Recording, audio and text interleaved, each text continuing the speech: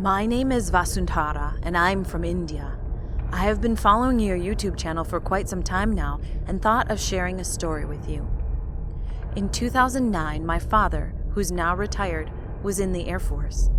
The cantonment was an old palace donated to the state by the royal family of Baroda.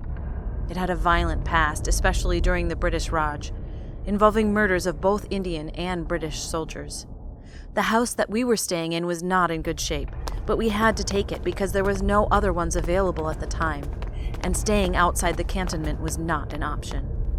My mother and I always had a feeling that something was off about the house, but my father never believed us. He was a stereotypical non-believer and always had an answer ready whenever something weird happened in the house. As time passed, we all began to believe that it was just our minds playing tricks on us. But everything changed one evening. My parents had a habit of going for walks before dinner, and on one of these occasions, they left me at home alone. I had been playing video games and watching TV before falling asleep. I had woken up drenched in sweat and with a feeling of dread, and then I saw it. An ugly man with a horizontal slash across his face stood in my room. The lights were on, and I could clearly see his features, or lack of them. He had dirty blonde hair and completely whitened eyes.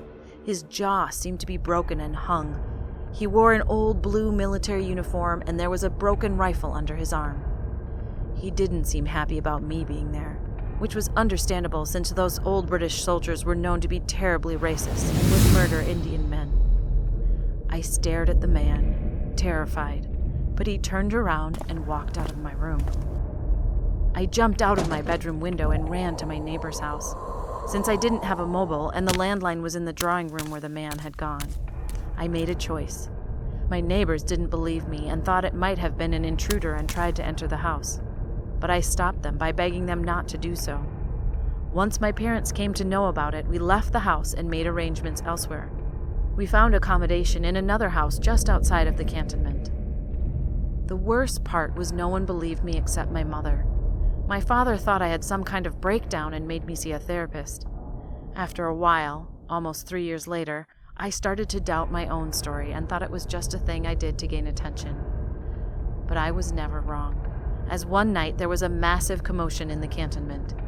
The next day, my father asked in the office about it, and what he was told is still burned in his brain to this day. A family that stayed just 2 houses away from us was watching television when an ugly blonde man with a nash across his face entered and pointed his broken rifle at them. The woman had screamed and picked up her newborn and 3-year-old and ran out onto the streets while the husband had frozen. Nothing had happened, but the man had collapsed onto the ground and had severe issues afterward trying to deal with what he saw. My father couldn't believe what he was hearing. He still wonders what would have happened if I hadn't woken up or had the foresight to run to my neighbors. I visit the cantonment from time to time to see my friends, and I've heard that the man has become a common occurrence. They're planning to break down the houses there, but recently he was seen at the gates of the cantonment by the guards. I think he haunts the entire Air Force cantonment.